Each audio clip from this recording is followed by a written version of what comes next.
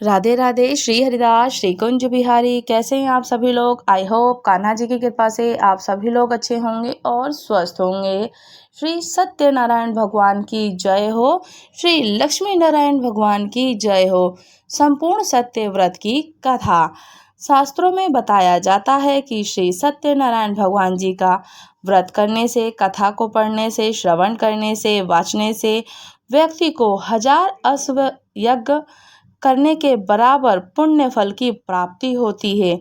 श्री सत्यनारायण भगवान जी का व्रत कथा में भगवान विष्णु जी के सत्य स्वरूप के बारे में बताया जाता है और इस व्रत का पाठ करने से घर में सुख, समृद्धि, धन, वैभव, लक्ष्मी का वास होता है और भगवान विष्णु जी की असीम कृपा बनी ही रहती है। श्री सत्यनारायण व्रत का अध्याय आरंभ होता है। एक समय की बात है कि नैमिषारण्य तीर्थ में सोनक आदि 88,000 ऋषियों ने श्री सूत जी महाराज जी से पूछा कि हे प्रभु, इस कलयुग में वेद विद्या से रहित मनुष्य को प्रभु की भक्ति किस प्रकार से मिल सकती है और उनका उद्धार कैसे होगा?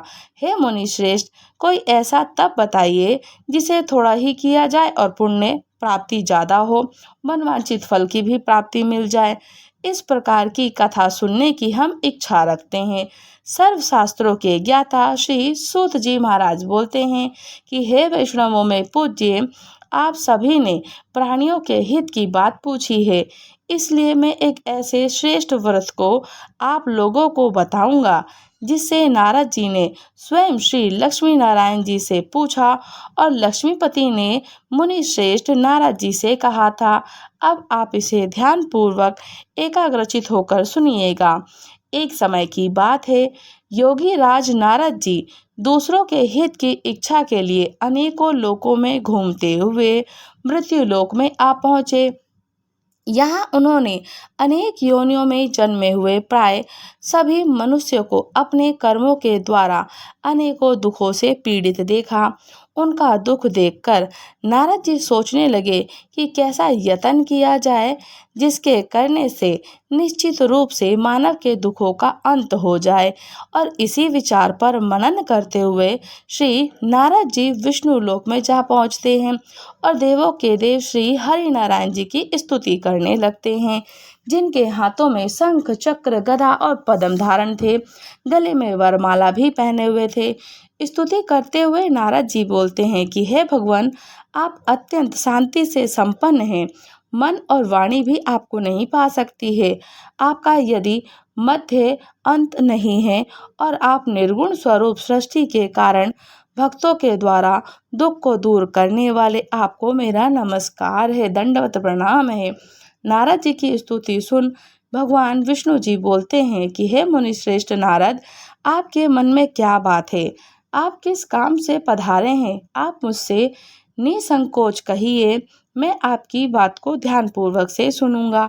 इस पर नारद जी बोलते हैं कि मृत्यु लोक में अनेक योनियों में जन्मे हुए मनुष्य अपने कर्मों के द्वारा अनेकों दुख से दुखी हो रहे हैं। हे नाथ, हे जगत के स्वामी, हे जगन्नाथ, हे श्री नारायण, आप मुझ पर दया रखते हैं तो बताइए कि मुझे थोड़े प्रयास से ही अपने दुखों से कैसे छुटकारा मैं पा सकता हूँ। और तब श्री हरि नारायण बोलते हैं कि हे नारद, मनुष्य की भलाई के लिए तुमने बहुत अच्छी बात पूछी है, जिसके करने से मनुष्य मोह से छूट जाता है। वह बात मैं तुम्हें कहता हूँ, उसे ध्यान से सुनो। स्वर्गलोक, मृत्युलोक दोनों एक दुर्लभ उत्तम व्रत है जो पुण्य देने वाला है। आज प्रेमवश होकर मैं तुमसे कहता हूँ, श्री सत्यनारायण भगवान का ये व्रत अच्छी तरह से विधान पूर्वक करके मनुष्य तुरंत ही सुख भोग कर मरने पर इच्छा मृत्यु को प्राप्त होता है और मोक्ष को ही पाता है। श्री हरि जी के वचन सुनकर नारद जी बोलते हैं, उस व्रत का फल क्या होता है और उसका क्या विधान है, ये व्रत किसने किया था, इस व्रत को किस दिन करना चाहिए, सभी कुछ मुझे आप विस्तार से बताइए। तब नारद जी की बात सुनकर श्री हरि बोलते हैं, दुख और शोक को दूर करने वाला, ये सभी स्थानों पर विजय दिलाने वाला, मानव को भक्ति और श्रद्धा के साथ शाम को श्री सत्यनारायण भगवान जी की पूजा धर्म परायण होकर ब्राह्मणों और बंधु बांधवों के साथ करनी चाहिए। भक्ति भाव से ही नैवेद्य केले का फल, घी, दूध, गेहूं का आटा सवाया ले लें। गेहूं के स्थान पर साठी का भी आटा ले सकते हैं। शक्कर या गुड़ लेकर सभी भक्षण योग्य पदार्थों को मिलाकर भगवान हरि को भोग लगाएं। ब्राह्मणों सहित बंधु बांधवों को भोजन भी कराएं। उसके बाद स्वयं भोजन करें।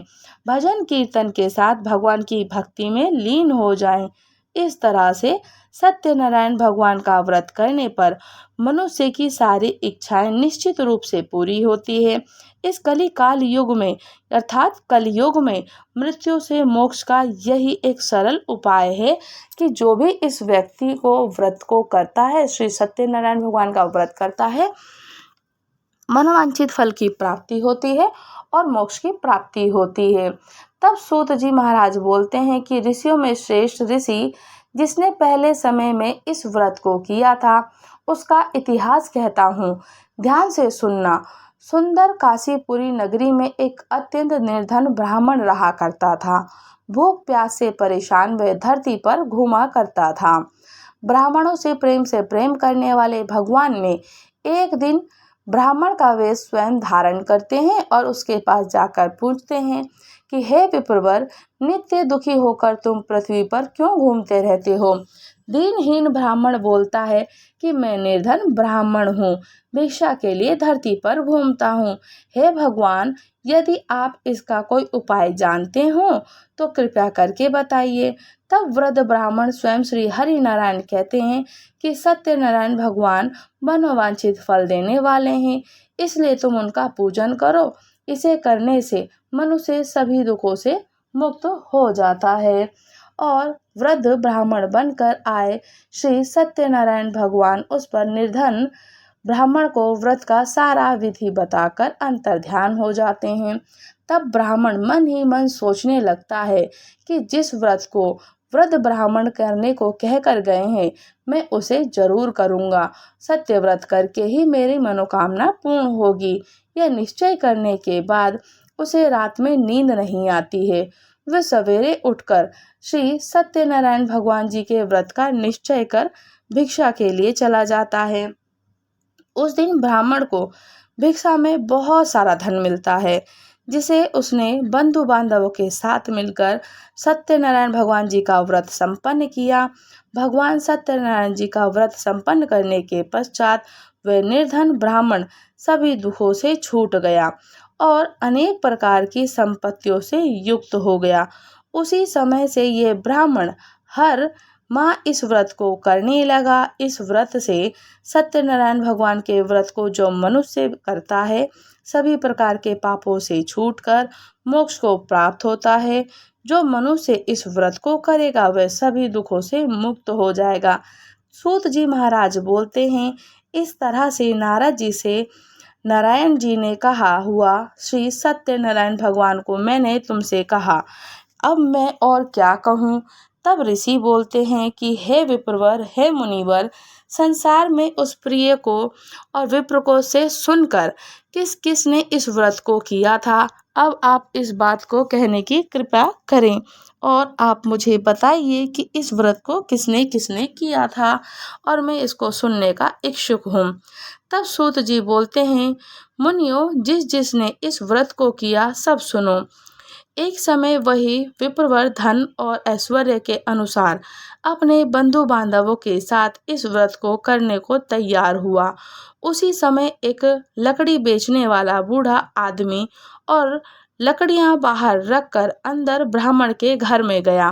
प्यास से दुखी व लकड़हारा उनको व्रत करते देख विप्रवर को नमस्कार कर पूछने लगा कि आप क्या कर रहे हैं। तो उन्होंने बताया कि व्रत कर रहा हूँ श्री सत्यनारायण भगवान का, इसे करने से क्या फल मिलेगा, कृपया मुझे भी बताइए। ब्राह्मण ने कहा कि सब मनोकामनाओं को पूरा करने वाले श्री सत्यनारायण भगवान जी का व्रत है। इनकी कृपा से ही मेरे घर में धन धान्य आदि की वृद्धि हुई है। और विप्रवर से सत्यनारायण व्रत का पूछकर विधि विधान जानकर लकड़हारा बहुत प्रसन्न होता है और चरणामृत लेकर वह प्रसाद खाने के बाद अपने घर को गया। लकड़हारे ने अपने मन में संकल्प किया कि आज लकड़ी बेचने से जो धन मिलेगा उसी से श्री सत्यनारायण भगवान जी का व्रत उत्तम करूंगा। मन में विचार कर ले बूढ़ा आदमी सिर पर लकड़ियां रखकर नगर में बेचने चला गया, जहां धनी लोग ज्यादा रहते थे।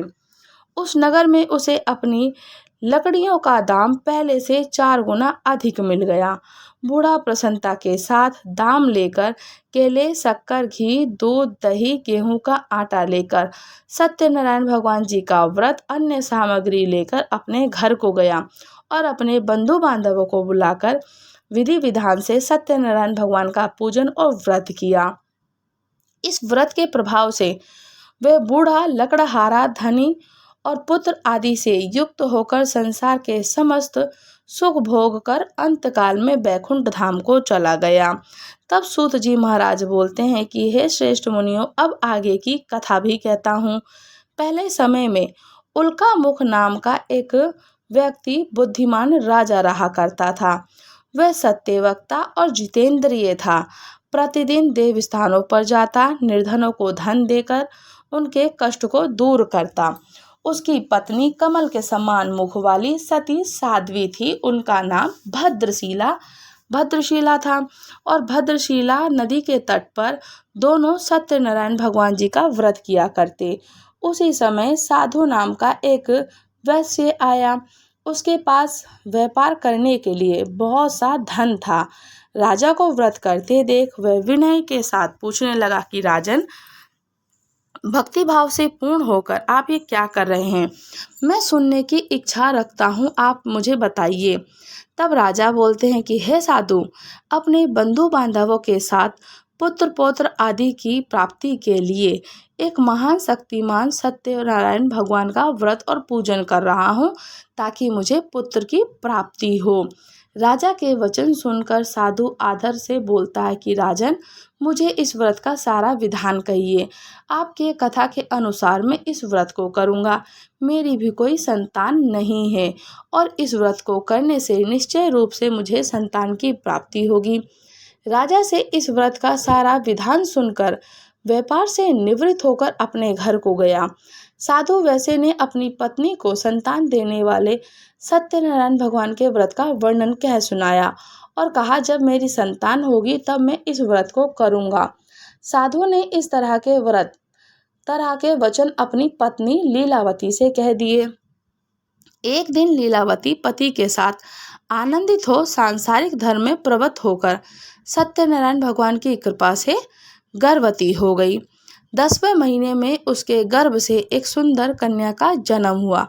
दिनों दिन वह ऐसे बढ़ने लगी जैसे शुक्ल पक्ष का चंद्रमा बढ़ता हो। माता पिता ने अपनी कन्या का नाम कलावती रखा।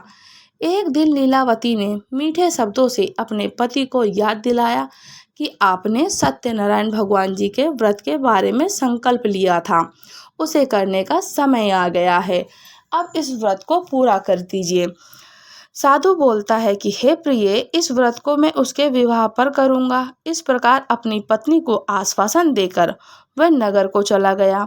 कलावती पिता के घर में रहकर वृद्धि को प्राप्त हो गई और साधु ने एक बार नगर में अपनी कन्या को सखियों के साथ देखा। तुरंत ही दूत को बुलाया और कहा कि मेरी कन्या के योग्य वर देखकर आओ। साधु की बात सुनकर दूत कंचन नगर में पहुंचा और वहां देखभाल कर लड़की के सुयोग वाणिक पुत्र को ले आया। सुयोग लड़के को देख साधु ने बंधु बांधवों को बुलाकर अपनी पुत्री का विवाह करा दिया। लेकिन दुर्भाग्य की बात है कि साधु ने अभी भी सत्यनारायण भगवान का व्रत नहीं किया था। इस पर भगवान क्रोधित हो गए और श्राप दिया कि साधु को अत्यधिक दुख मिले। अपने कार्य में कुशल साधु बनिया जमाई को लेकर समुद्र के पास स्थित होकर रत्नासारपुर नगर में गया। वहां जाकर दामाद और ससुर दोनों मिलकर चंद्रकेतु राजा के नगर में व्यापार करने लगे। एक दिन भगवान सत्यनारायण जी की माया से एक चोर राजा का धन चुराकर भाग रहा था। उसने राजा के सिपाहियों को अपना पीछा करते देखा और चुराया हुआ धन वहां रख दिया जहां साधु अपने जमाई के साथ ठहरा हुआ था। राजा के सिपाहियों ने साधु वेश के पास जाकर राजा का धन पड़ा हुआ देखा तो वे ससुर और जमाई को दोनों को बांधकर प्रसन्नता से राजा के पास ले गए। कहा कि उन दोनों चोरों को हम पकड़ लाए हैं, आप आगे की कार्यवाही की आज्ञा दीजिए। राजा की आज्ञा से उन दोनों को कठिन कारावास में डाल दिया गया और उसका सारा धन भी उनसे छीन लिया गया। सत्यनारायण भगवान से श्राप से साधु की पत्नी बहुत दुखी हुई और घर में जो धन रखा था उसे चोर चुरा कर ले गए। शारीरिक और मानसिक पीड़ा और भूख प्यास से अति दुखी हो गए। अन्न की चिंता और कलावती के ब्राह्मण के घर गई। अन्न की चिंता में जब कलावती ब्राह्मण के घर गई, वहां उसने सत्यनारायण भगवान जी का व्रत होते देखा और कथा सुनी, प्रसाद ग्रहण किया। वे रात को घर वापस आई तो माता कलावती से पूछा कि पुत्री, अब तू क्या चाहती है और तुम कहाँ थी, तेरे मन में क्या है, तू क्या विचार करती है। कलावती ने माता से कहा, माता, मैंने एक ब्राह्मण के घर में सत्यनारायण भगवान जी का व्रत देखा। कन्या के वचन सुनकर लीलावती भगवान के पूजन की तैयारी करने लगी। लीलावती ने परिवार और बंधुओं के साथ मिलकर सत्यनारायण भगवान का पूजन किया और वर मांगा कि मेरे पति और जमाई शीघ्र घर आ जाएं। साथ ही ये प्रार्थना की, हम सब के अपराध को आप क्षमा कर दीजिए। सत्यनारायण भगवान इस व्रत से संतुष्ट हो गए और राजा चंद्रकेतु को सपने में दर्शन देकर कहा कि राजन, तुम उन दोनों वैश्यों को छोड़ दो जो तुमने राज्य में पकड़ा है और उनका जो धन लिया है उन्हें वापस कर दो।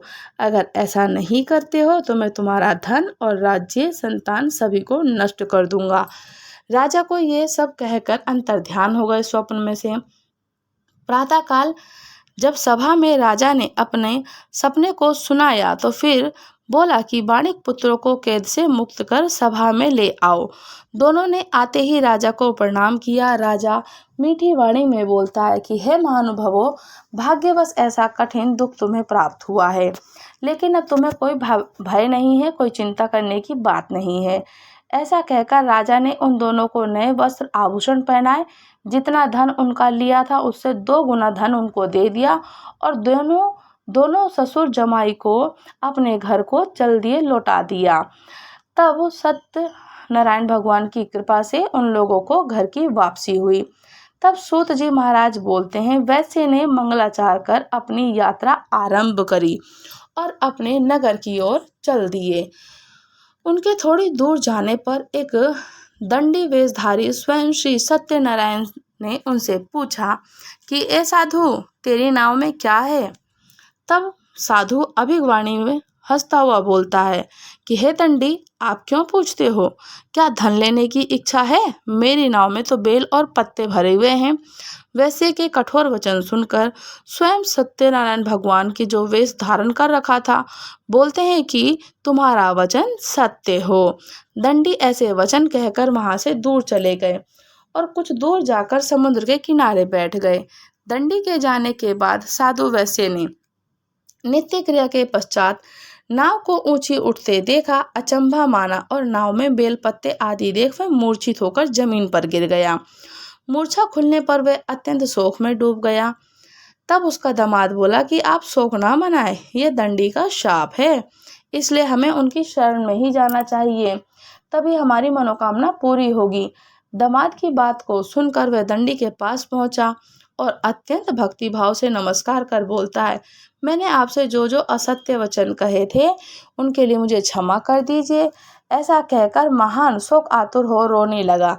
तब दंडी भगवान स्वयं श्री सत्यनारायण बोलते हैं कि हे वाणिक पुत्र, मेरी आज्ञा से बार बार तुम्हें दुख प्राप्त हुआ है, तू मेरी पूजा से विमुख हुआ।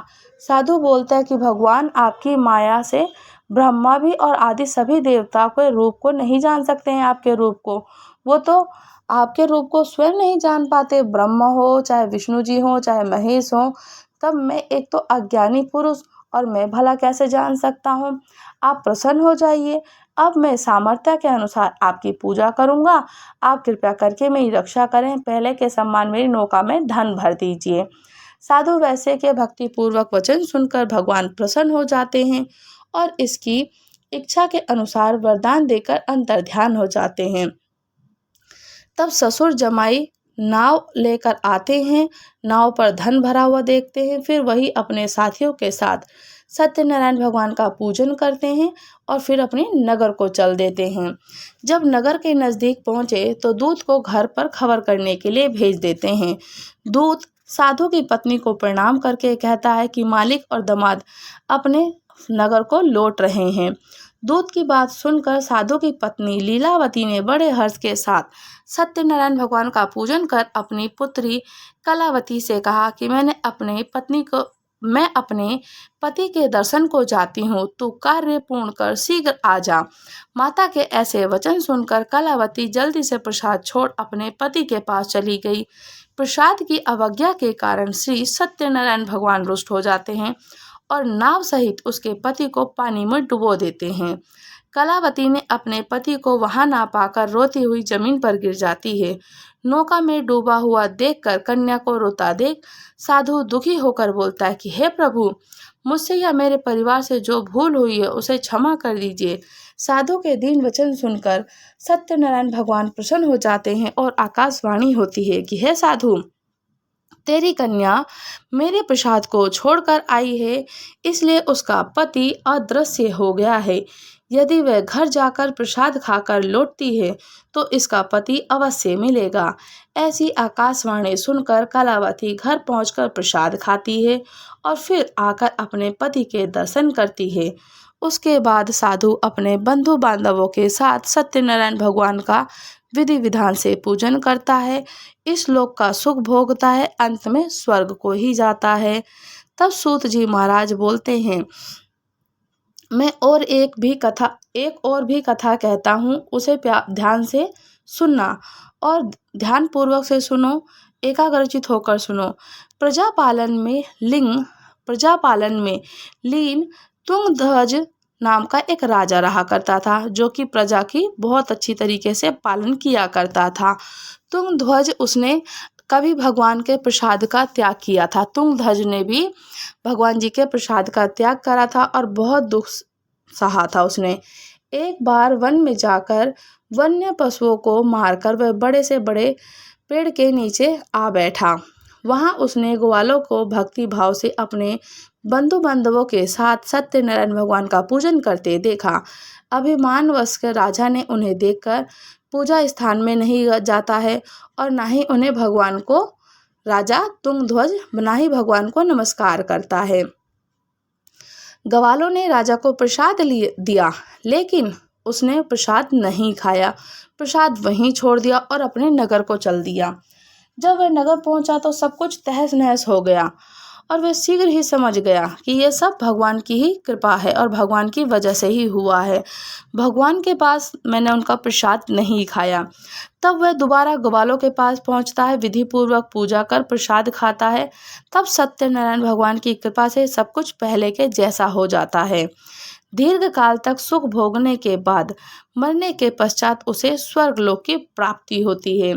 जो मनुष्य परम दुर्लभ इस व्रत को करता है, भगवान सत्यनारायण भगवान उस पर प्रसन्न होते हैं और अनुकंपा होती है। धन धान्य पुत्र पौत्र आदि की प्राप्ति होती है।